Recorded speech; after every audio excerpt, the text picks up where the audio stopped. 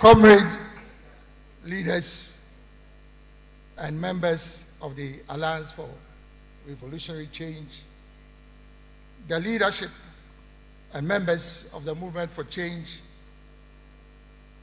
Otumfuo's Maria Hine, Bafo Dr. Osei Shiaman Brentuo, the 6th, Excellencies, members of the Diplomatic Corps, representatives from sister political parties and political entities, Nime, Name, Nananum, captains of industry, the leadership of faith-based organizations, high-level representatives from academia and civil society, distinguished divided guests, friends from the media, ladies and gentlemen.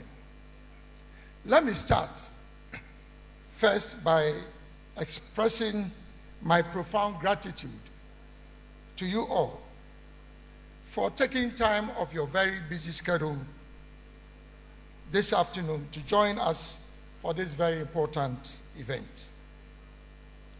I'm indeed humbled to have the privilege and honor of hosting such a distinguished gathering. On the 6th of March, 1957, Dr. Kwame Nkrumah heroically declared before an ecstatic crowd at the old polo grounds in Accra that at long last the battle is ended and Ghana, your beloved country, is free forever. Although the expectations at that time was for political freedom,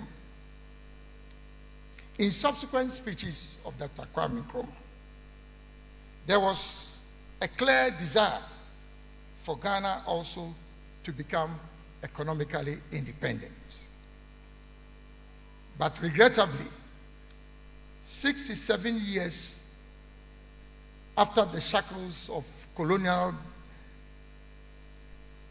domination was dismantled, Ghana, our beloved country, is still unable to feed itself. Unable to provide jobs for our young population. Unable to provide potable water for almost half of its population. Unable to keep our lights on. Unable to provide decent housing for the majority of its people. And I could go on and on and on. We have been compelled for the 17th time, to seek a bailout from the International Monetary Fund. Although we pride ourselves as one of the leading producers of gold in the world. Ladies and gentlemen, the question we should be asking ourselves at this stage is, how did we get here? How long do we intend to stay here? And what will it take for us to exit from here and never return? Those are the questions we should be asking ourselves. In my humble opinion, we are at where we are now because we've brought it upon ourselves, as we say in local Ghanaian parlance. Whilst there may be a myriad of contributing factors, the three that clearly stand out are: one, a failure of leadership. Number two, the divisiveness in our body politic and political space. And three, our own unproductive attitude, behavior, and mindset as a people. Ladies and gentlemen, although our situation may be disquieting, The good news is that Ghana still remains a favored nation in both the spiritual and physical realms. What we need now is a transformational leader, a paradigm shift in our governance system, as well as a mindset change amongst Ghanaians. We have an opportunity in the general elections in December this year to cross that bridge and move Ghana into a new era of peace and prosperity by electing me as the first independent candidate to become the President of the Republic of Ghana. I will install a new government of national unity that will mobilize the collective strengths and talents of all Ghanaians, and not only a privileged few, irrespective of ethnic, political, or religious affiliation. Ladies and gentlemen, both the NDC and NPP have had the opportunity of being in charge of this country for the last 32 years. I believe in all sincerity that they have exhausted their competencies and capabilities and ought not to be restored or retained in power, considering the fact that they have not demonstrated either by word or deed that they have any plan for Ghana. Five months to a general election, we are still waiting for the manifestos of our two leading parties. Between the two leading parties, they have, over the 3 decades that they have been in power, resorted to extensive borrowing to finance their manifesto promises. The culture of unrestrained borrowing is what has landed us into the ditch in which we find ourselves. A significant component of the loans that have been acquired have gone into financing consumption, the repayment of existing loans, and investments in social services that typically do not generate any economic returns in the immediate short to medium term, and therefore limit our capacity to service those loans. But ladies and gentlemen, I have a plan.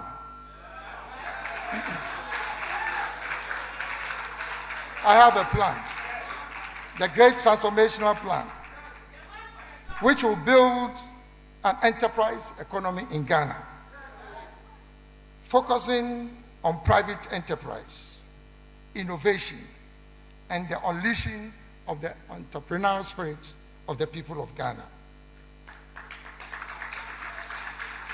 This is what will take Ghana forward to occupy its rightful place in the Committee of Nations as the Black Star of Africa, the Shining Star of Africa, and the first country south of the Sahara to become independent. Distinguished ladies and gentlemen, this is why we are here today, to launch the most comprehensive policy framework, the GTP, that will move Ghana from instability to stability, to growth, to resilience, and to prosperity. The GTP is comprised of 6 interrelated clusters: economic, governance, infrastructure, social services, environment and natural resource management, and last but not the least, behavioral and mindset change. Each cluster has a number of pillars, thematic areas, and policy solutions. The plan is significantly different from the party manifestos that have been presented by the two political parties that have been in power in Ghana for decades. The policy solutions under the GTP are concise, clear, and action-oriented. For the purposes of this presentation, and particularly due to the limitation of time, I will limit myself primarily to presenting only parts of the economic and governance clusters, with a sprinkling with some of few policy solutions from the other clusters. So let me start with the economic cluster.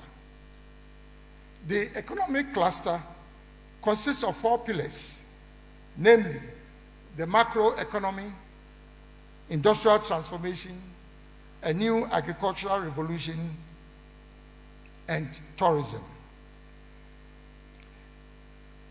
The macroeconomic pillar starts with our policies on expenditure management and control. And I propose the following policy solutions. 1, reduce the current size of government and run a lean executive administration consisting of not more than 40 ministers.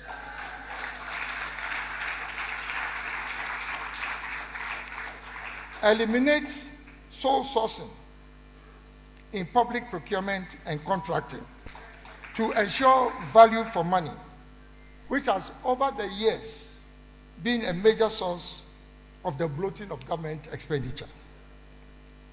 3, consolidate into a single administrative unit all existing government departments, agencies, and other public sector organizations which have overlapping mandates. The Ministry of Energy, for example, has 14 different agencies under it. Reinforce existing mechanisms in payroll and employee compensation management and administration, which is designed to eliminate ghost names from the public sector. It's only in Ghana that ghosts continue to appear and reappear. Reduce government financing of infrastructure projects by at least 60%. Reduce government spending and financing on infrastructure projects by at least 60%. And in place, introduce innovative private sector financing of infrastructure using models such as build, operate, and transfer, BOT, build, own, and operate, BOO, EPC with financing, EPC with suppliers credit. Undertake a comprehensive review of the entire structure of government spending and public expenditure with a view to reducing the national public expenditure ratio to gross domestic product. That is the ratio of public expenditure to GDP, to a target not exceeding 10% over a period of 5 years. On revenue optimization, undertake a complete reform of the tax structure in Ghana with a view to optimizing revenue from the mobilization of direct taxes rather than indirect taxes through the import duties, taxes, and levies, particularly at the ports. And this is what prevails in many of the matured economies. They focus more on direct taxes than indirect taxes. And we are going to change that system in Ghana. 3, enforce existing regulations linking access to essential public services to the payment of taxes. If you don't pay your tax, you will not have access to essential government services. 4, conduct a comprehensive financial and technical audit of port operations to identify and block revenue leakages at the ports, including but not limited to mechanisms to address trade misinvoicing and transfer pricing.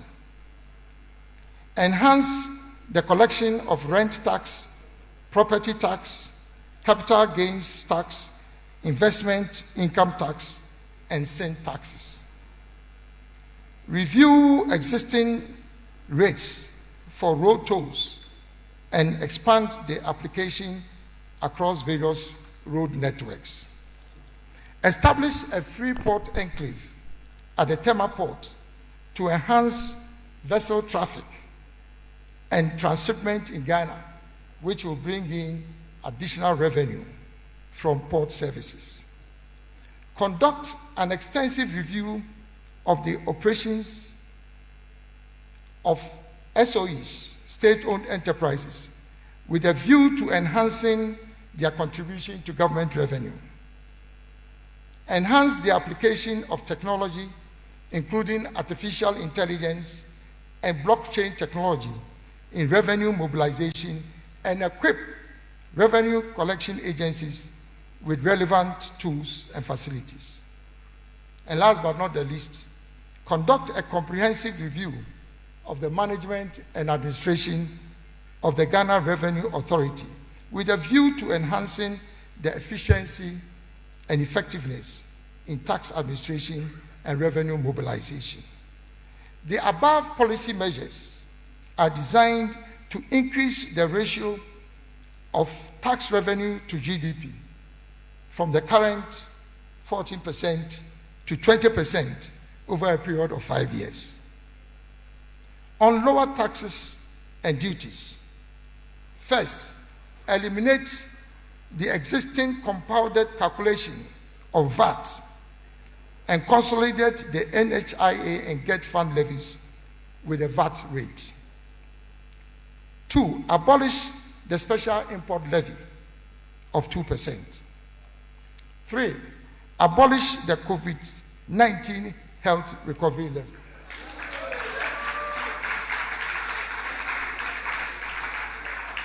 4, abolish the Ghana Health Service disinfection fee.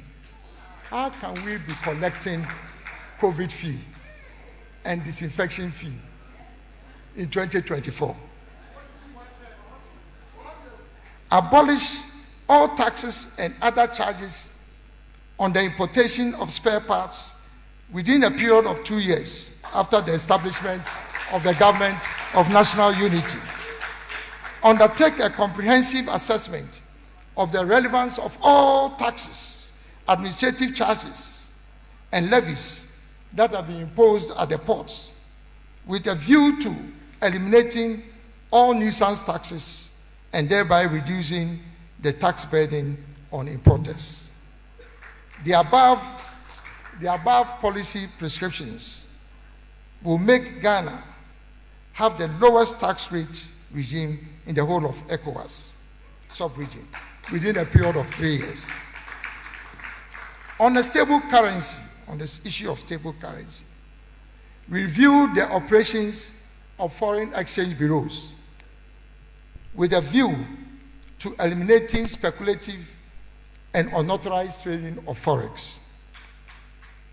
Enforce existing regulations on the repatriation of foreign exchange proceeds from exports. I'm sure you realize that there are regulations for the repatriation of proceeds from exports, and yet nobody respects the regulations. Review and strengthen existing legislation to limit the use of foreign currency in domestic commercial transactions, particularly in the services sector. Everybody wants to charge dollars. And meanwhile, that is not your currency. And if you are charging dollars for every activity, how do you hope to stabilize your currency. There are countries, even in Africa, where not under any circumstances will they accept dollars or any other foreign currency to pay for services. Increase the supply of foreign exchange in the economy by actively promoting exports and also reducing imports through import substitution by providing incentives to the private sector. How many times have you heard a Ghanaian head of state talk about exports? But alas, if you want to stabilize your currency, that is the only solution. Because it is only when you have a consistent and substantial flow of current currency that is chasing the dollar that you can stabilize your local currency.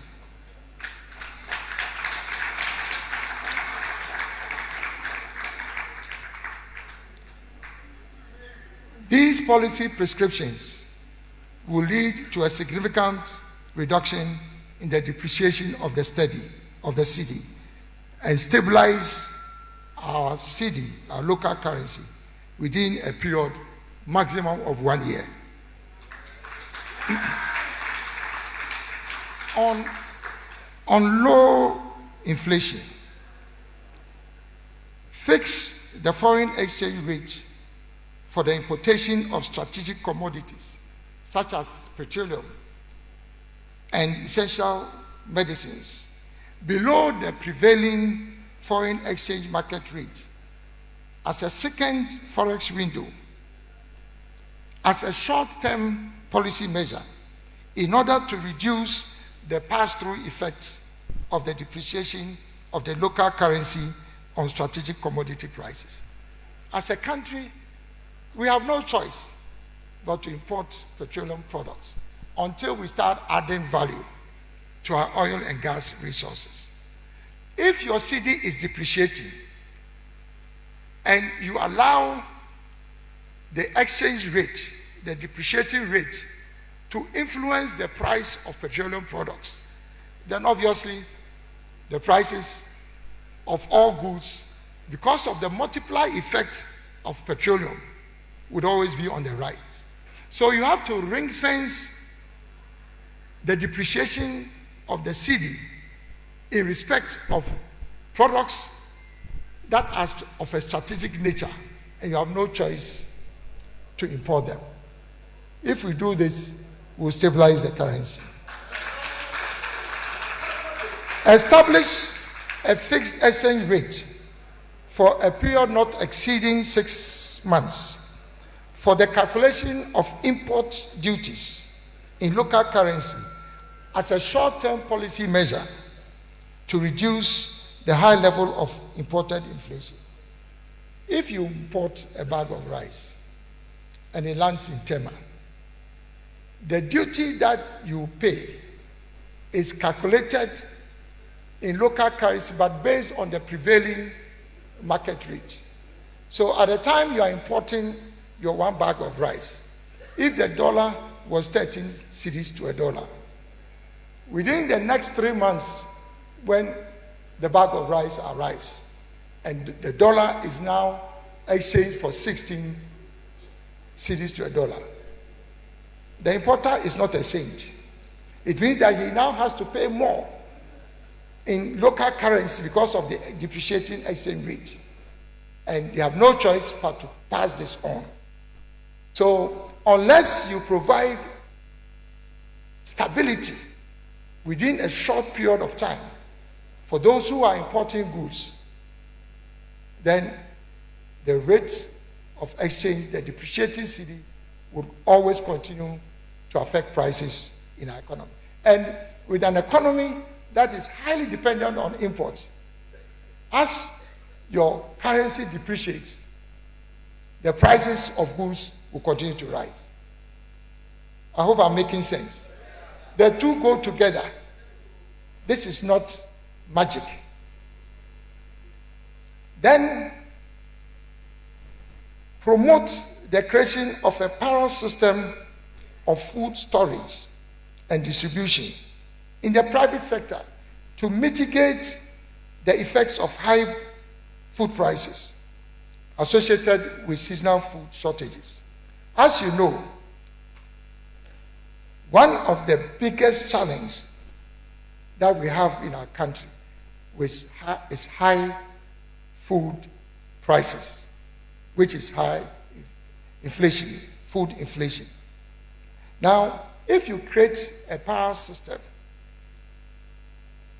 in the private sector, then you can be assured that they would, whilst looking for a commercial return on their own investment, that they can help government control the prices of food in our country. Next, introduce measures to reduce food price inflation by boosting food production. If you increase food production, this is basic economics. If you increase food production, then the unit prices of goods, food prices will come down. And that will help you also to reduce food inflation. But it's not just about increasing food production. You must also reduce the cost along the food supply chain. Transport costs, storage costs, preservation costs, and marketing costs. So unless we have policy solutions that are addressing these costs, food inflation would always be high, and the general level of inflation would also be high. On interest rates, I think it was one of my alliance colleagues who said that you cannot borrow at 45% and compete with countries in ECOWAS who are borrowing at 6%. It's not possible. As the Americans say, it ain't gonna happen. So the level of interest rates would determine whether our companies are competitive or not. First, we have to get the central bank to reduce their policy rate progressively to single digit. As you know, the Bank of Ghana has their own interest rate, which is the policy rate. And that is the rate that when banks borrow from the central bank, it is that rate that is used to lend money from central bank to commercial banks. If your policy rate, that's your Bank of Ghana rate, is 25%, do you expect commercial banks to reduce their interest rates below the policy rate? It ain't gonna happen. But if you progressively reduce the Bank of Ghana policy rate to single digits in Ghana, interest rates will come down to single digits. This is practical economics. Now, the above policy prescriptions will lead to a reduction of inflation to single digit within a period maximum 2 years. Now, on debt sustainability management, you are aware that it's because of the level of our debts. That is why we are at the IMF.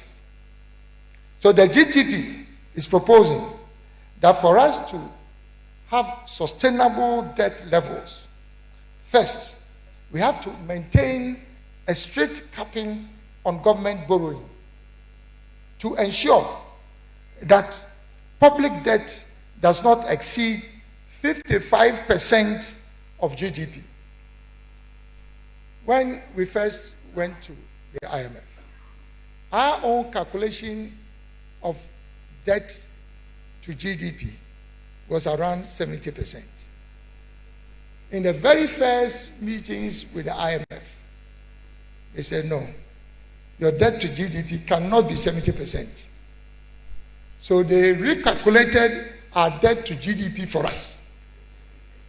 And our debt to GDP went up to 105%. 105%. Now, for the IMF to agree to sign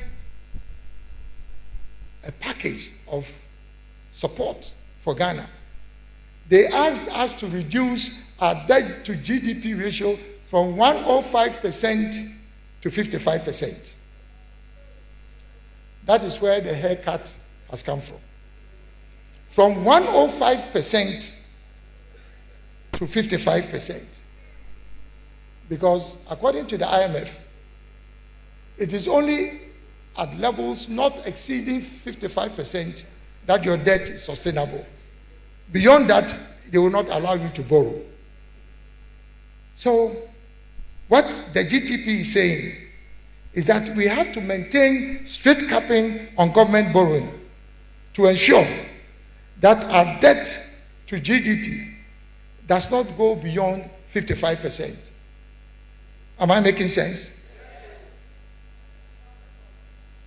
Next, enhance government revenue from exports to provide resources for budget support and thereby reduce the over-reliance on debt to finance our deficit. If you are exporting and you mobilize resources, this is government revenue from exports. So what will be the need for you to go around borrowing? And if the only source of forex for your economy is from cocoa and a limited amount from gold, then obviously you have to continue borrowing.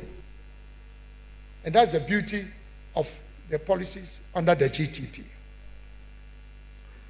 Refocus government debt management strategy from borrowing from international capital markets to provide incentives to attract FDI. There's a lot of money floating around in the world. Government does not need to continue building roads. Every politician would like to build roads because that's where the corruption starts. Because that's where the contracting starts. But if you go to some of the powerful economies in the world, most of the roads were built by private sector capital. Even international airports, first-class international airports, are owned by the private sector. In Ghana, because people want to borrow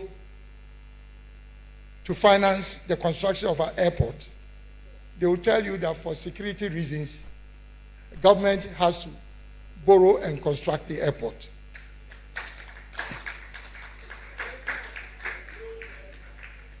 On increasing financing for SMEs, direct banks to allocate the equivalent of a minimum of 10% of their profit after tax to the provision of new collateral-free concessionary lending to SMEs. Even in the United States, the capital of enterprise economies, even there, they can regulate and legislate for banks to provide a certain portion of their loanable funds to support small and medium enterprises. Provide regulatory capital incentives to banks to lend to SMEs at concessionary rates and provide loan guarantee schemes to these banks to cover the risk associated with lending to SMEs. All the banks will tell you about the fact that they cannot lend to SMEs because lending to SMEs is risky. It's the responsibility of government to provide loan guarantee support to release the liquidity in the banks to support SME development. Reforms in cocoa sector financing we do not use dollars to buy cocoa from our farmers. Are you aware of that?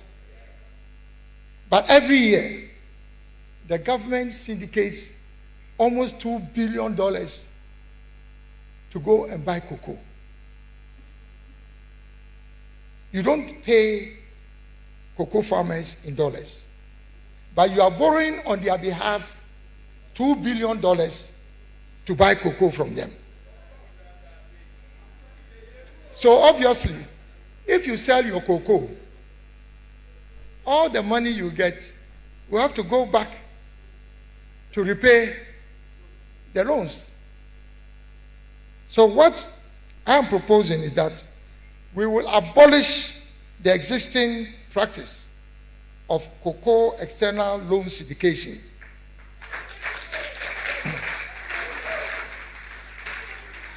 And in place of that, we will issue domestic bonds and securities to mobilize money, cedis, from Ghana to buy cocoa from the farmers.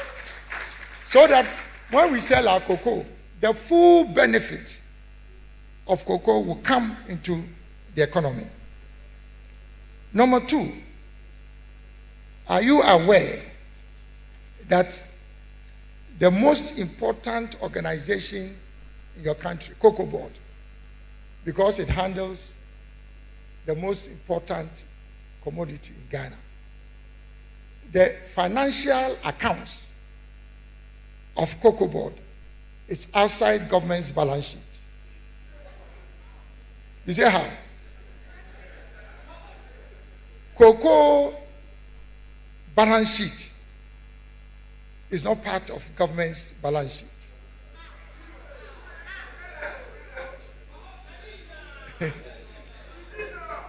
So Gtp is saying that when the government of national unity is established, and when the enterprise economy is established, we will consolidate the balance sheet of Cocoa Board with government's own balance sheet.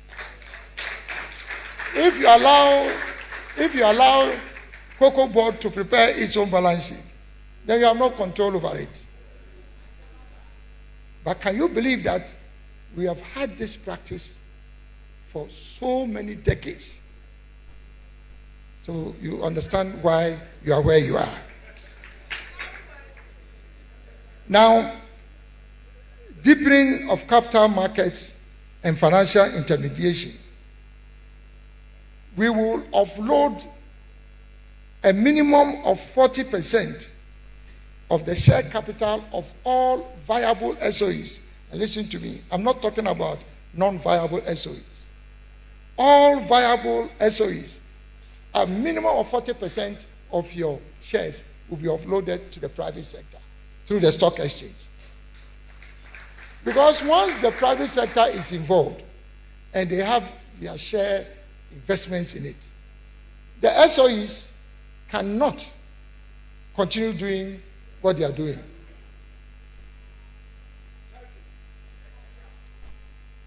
Then privatize all other existing SOEs, those that are not viable. In fact, they have no reason to continue to exist. So that is even a much clearer case.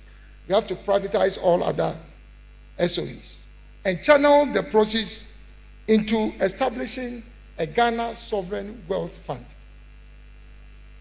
Those of you who are in your 50s, 60s, 70s, when you were growing up, did you ever hear the name of Dubai? Or Qatar? Even Saudi Arabia? Did you hear about their names? Because they have been able to manage their natural resource revenue and recycle them into a sovereign wealth fund. And this is what makes those countries rich and are able now to provide aid to you in Ghana. So we have to create a sovereign wealth fund. And all the proceeds from The SOEs that will be divesting can all be channeled into the Ghana Sovereign Wealth Fund. Distinguished invited guests, ladies and gentlemen, the second pillar under the economic cluster is industrial transformation.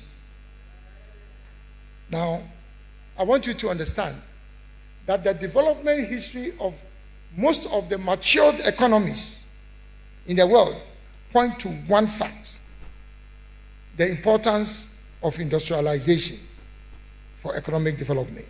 And you can name them: United States, China, Japan, Germany, France, UK, South Korea, all in that order. The most powerful economies are also the most industrialized economies. There must be something about industrialization that has contributed to the advancement. And so the GTP has a very aggressive program for industrial transformation.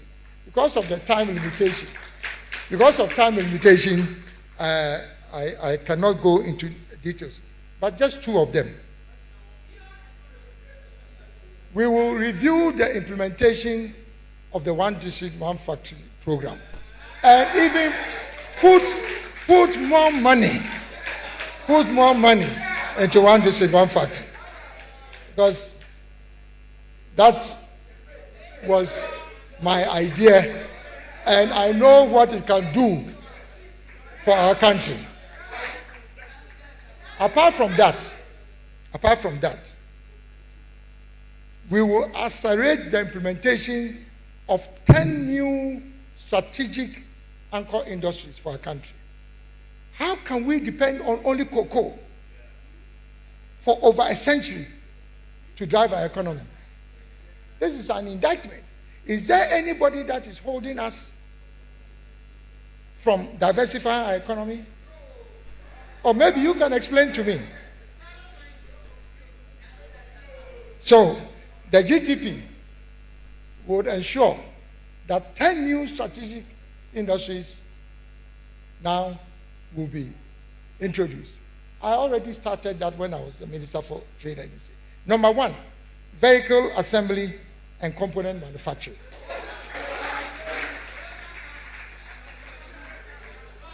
Today, just with your mind and writing policy like the GTP, within 1.5 years, we were able to attract 5 of the 6 global companies in Ghana.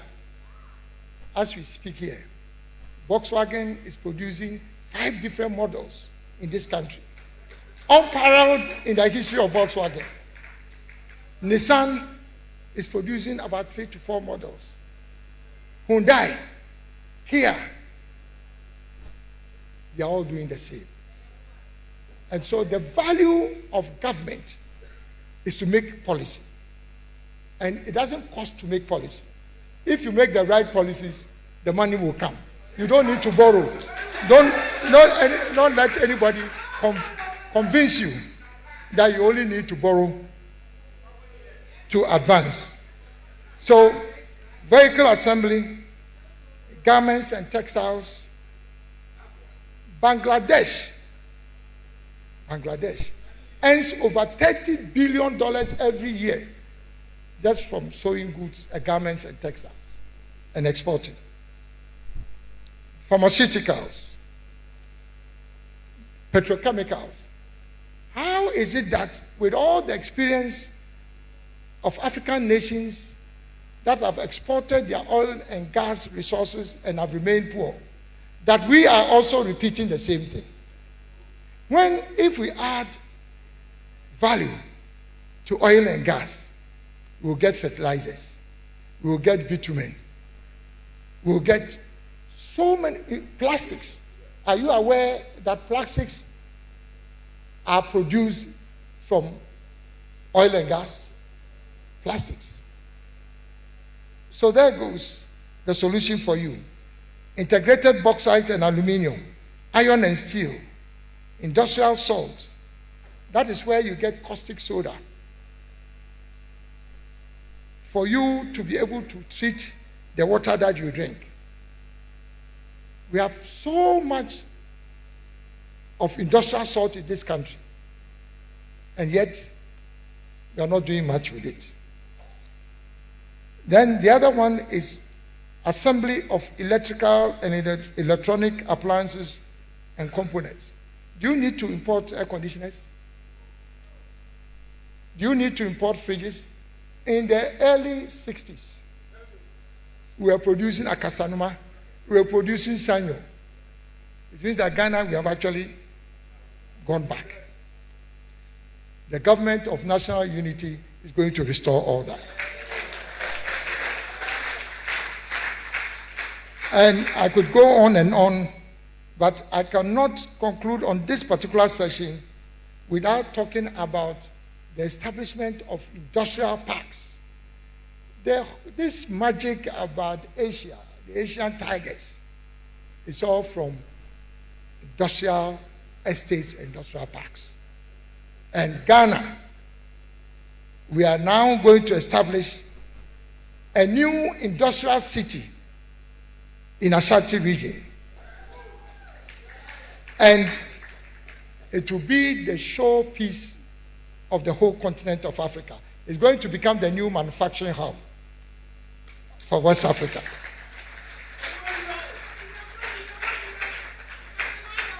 Let me move on because of time. Let me move on to agriculture. In the agricultural sector, we are going to embark on a new agricultural revolution. We are going to embark on a new agricultural revolution. And some of the policies that will underpin this revolution is the establishment of what we call agro-parks and processing clusters. So if Maureen gives ODK 5 or 10,000 hectares, then the government is a purely private initiative. Nana gives you land. And it has to be large acreages of land. And within that enclave, you make sure that you have irrigation, you make sure that you have processing, you make sure that you have input suppliers, and you make sure that you have the linkage to the market. So basically, you are building an ecosystem that will make sure that agriculture will succeed. And then also, we will strengthen what we call mass participation in agricultural activities in Ghana. During my friend Odike, his best friend, or who used to be his friend, Captain Kutue Champon, because of the Operation Feed Yourself. But you see the power of policy. Kutue Champon said, mass mobilization of citizens in agriculture. But he says, Operation what? Feed Yourself. That is why Operation Feed Yourself was essentially and primarily targeting household gardens and producing only to feed for yourself. Under the enterprise economy of the government for national unity, it is not going to be Operation Feed Yourself. It's going to be Operation Own Your Own Farm as a business. Everybody, one way or the other, has access to some land and will support you to own your own farm. If you go to Botswana, one of the leading exporters of beef, not only to Africa, but to the whole of the world, everybody has cattle. Everybody has cattle. And it is because of government policy. So, if you have land somewhere else, make sure that the Alliance for Revolutionary Change and Alan comes into power and you own your own farm. We are also going to foster partnerships with faith-based organizations to drive mass agriculture production. You know, the churches, anything they touch becomes gold. And we can mobilize these faith-based organizations in a very massive way into large-scale commercial farming. And the same thing also applies to educational institutions. I don't know about you, but when we were growing up, most of our schools had school farms. Are you aware of that? School farms. The enterprise economy is going to bring school farms back. And then I am going to introduce a new cutting-edge and innovative technology for inducing rain. For inducing rain and harvesting rain in Ghana. What's it?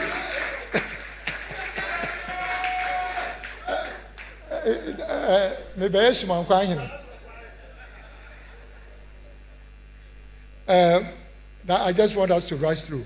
The last pillar under the economic cluster is tourism. So if you look at the economic clusters, they are all strong, productive sectors. If we are focusing on just these four, by now, Ghana, we will be lending money to the IMF. So under tourism, very quickly, we want to make sure that Ghana becomes the center of tourism in the whole of Africa. Can you imagine that Ghana has 32 out of the 42 UNESCO World Heritage Sites?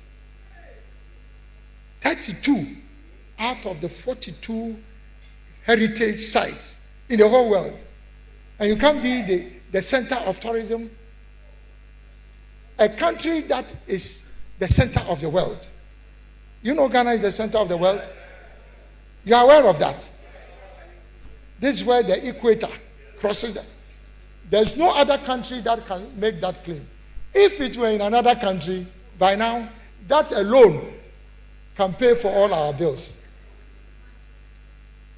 So we are also going to incentivize the private sector to invest in tourism facilities. The government must stop loading upon itself responsibilities that they cannot undertake. Allow the private sector to invest in tourism, and you see the difference. Let me move on quickly. This is the economic cluster. I could go on and on and on, but I want to close with the governance cluster, because this is a critical and integral part of how Ghana can come out of the ditch that we find ourselves. So it's not just about the economic cluster. The level and the cost of corruption alone can significantly turn around our economy if we do the right thing. So to enhance the quality of governance, we propose the following policy solutions.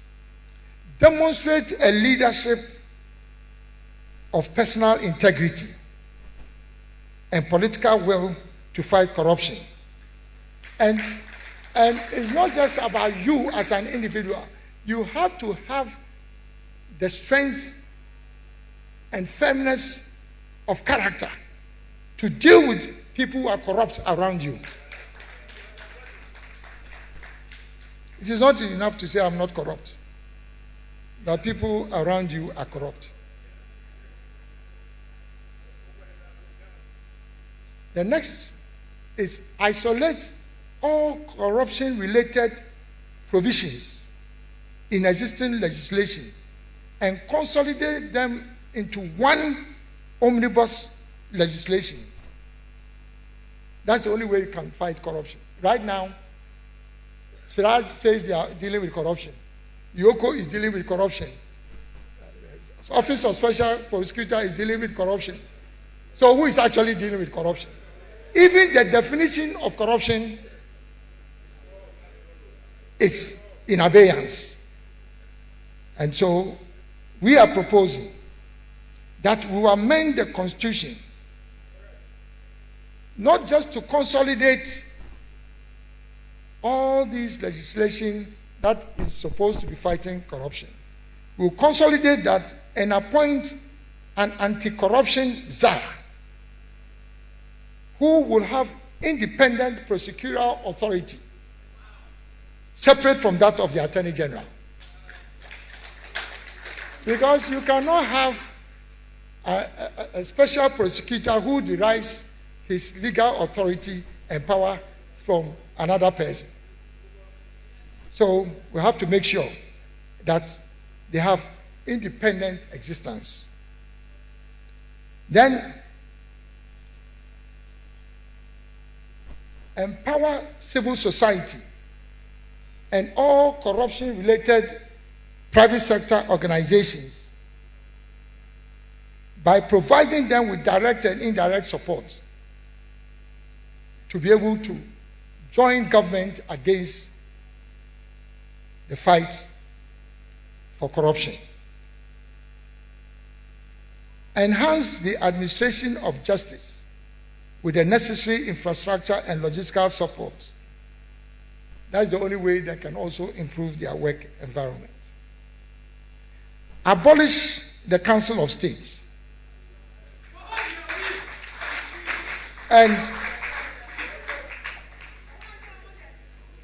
And establish a new second chamber of parliament with representation from key stakeholders, including the faith-based organizations, traditional authorities, professional bodies, artisanal associations, gender-based organizations, the private sector, labor unions, and then people with disability. You see, that is the truly representative government. That is what you call an all-inclusive government of national unity. And that is going to happen. Now, the second chamber will be vested with powers of oversight over executive action. The power vested in the president by our constitution allows the presidency to be able to control even institutions that under the constitution are supposed to be independent constitutional bodies. And there will be no checks and balances with those provisions in our constitution. And then also, we will amend Article 66(1) to extend the term of office of the President of the Republic from 4 years to 5 years, and be eligible for re-election for a second term.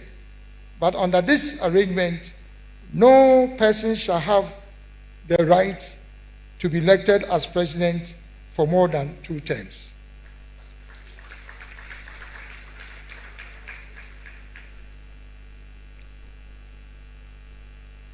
Establish a national reserve force in our security agencies to be composed of graduates from tertiary institutions who opt after their graduation for a 6-month period of training in the security services.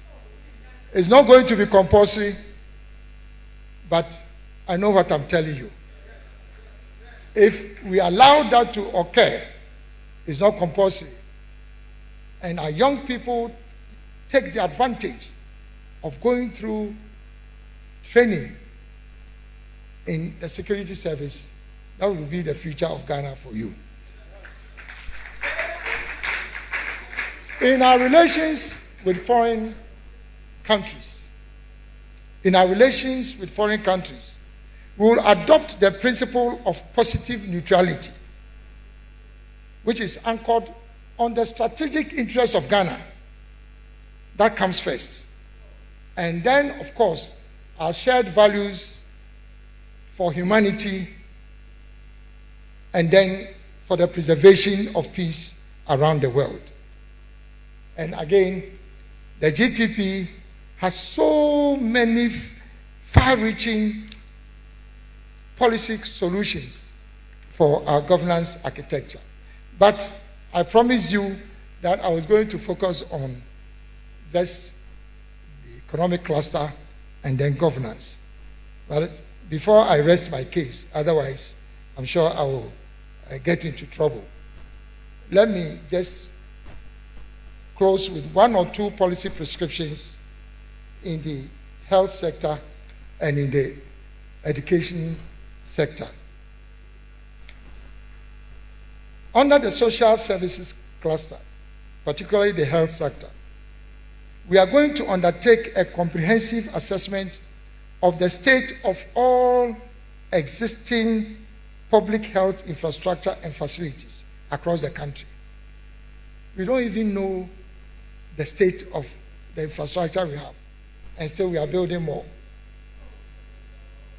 Now,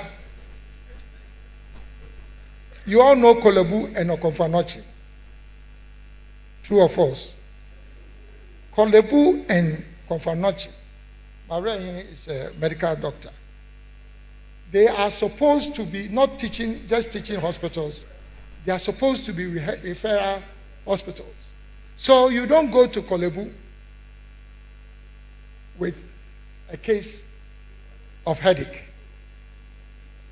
And so we are going to introduce what we call the GP system, general practitioners system, which is based on the primary care model around your own community.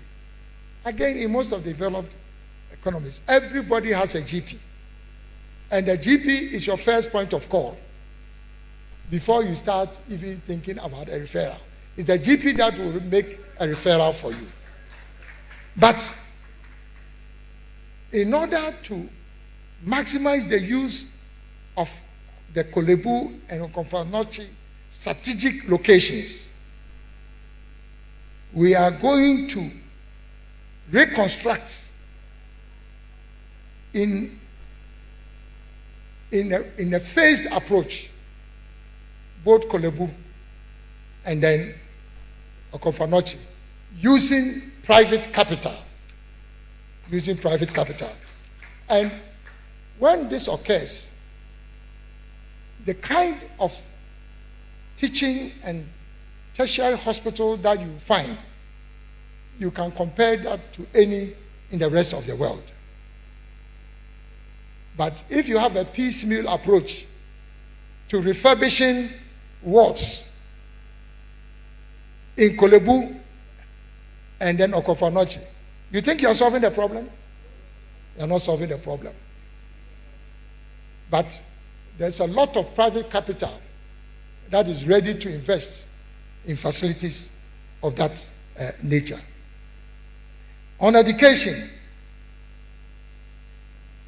the strategic objective of the GTP is to equip children with knowledge and skills that will make them employable and position them for the world of work. How is it that we are training young people and they come out of school and they don't have access to jobs? So what kind of training were we giving to them? What kind of training were we giving to them? And meanwhile, our manufacturing companies are complaining that they don't have the right kind of staff. Now, we will conduct a comprehensive review of the free SHS program with a view to improving its operationalization, but based on the following. 1, financial sustainability of the program. 2, the infrastructural requirements. 3, the curriculum development that we ought to be promoting under the free SHS. 4, capacity building of teachers and non-teaching staff. And last but not the least, transitioning free SHS graduates who come from the tertiary institutions or who will be going to the tertiary institutions, transitioning them into the field or the world of work. So our review of the free SHS, because there's been no comprehensive review now, it will not be appropriate for me to talk about specific measures. When the review occurs, we'll know what to do with free SHS. Then institute, listen to this, institute a compulsory certified program of apprenticeship and internship for all SHS students and students from the technical and vocational school graduates. It has to be a compulsory apprenticeship and internship program. Many of the young people who come out of school in Europe, in the United States, the reason why they become employable is that either whilst they are in school or when they come out, they've already had the experience of working in a particular industry or the other. And then, last but not the least, we would also introduce a compulsory program for professional attachment in relevant institutions, organizations, and companies for those who are now graduating from the tertiary institutions. So the first one I talked about is for free SHS graduates, and this one is for the tertiary graduates. Now, I'll just make one comment on youth, on the youth. This basically is at the heart of the GTP. But again, because of time limitation, I'll just introduce one of the policy initiatives. Design and implement a comprehensive national program for graduates of all tertiary institutions to start their own small business with a grant from government under a new program called the Start Your Own Business. There are many high-profile entrepreneurs in this country who have passed through my hands. I won't mention names, but I know what support to entrepreneurs at the early stage can do for our private sector.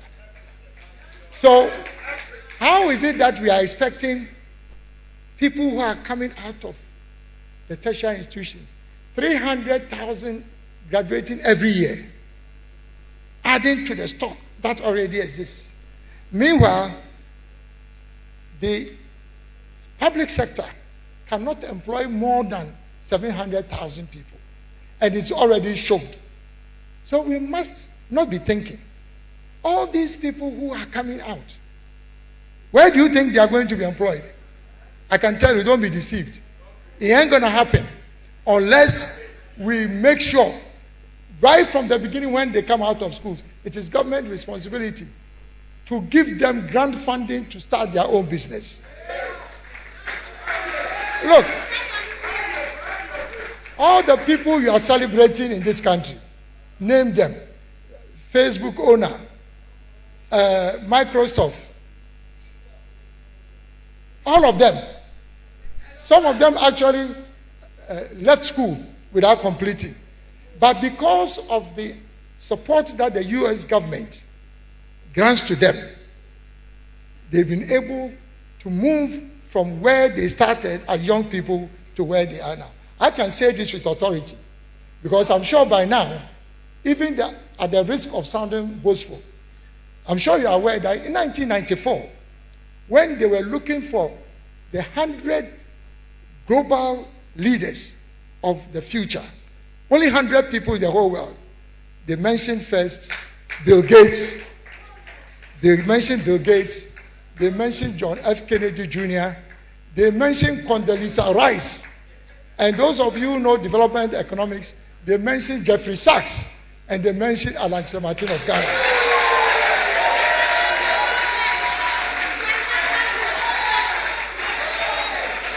So, ladies and gentlemen, I've paid my dues.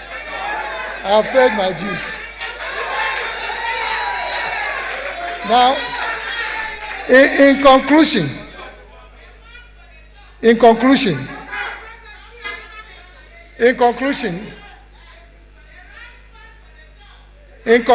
distinguished ladies and gentlemen, there's a brighter future for Ghana and for all Ghanaians with the adoption and execution of this great transformational plan.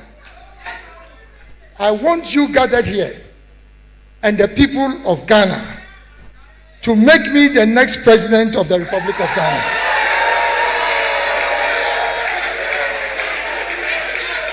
To make me the next president of the Republic of Ghana, and Ghana will rise again. So, I thank you sincerely for your presence here and your very kind attention. May God bless our homeland Ghana and make our nation great and strong.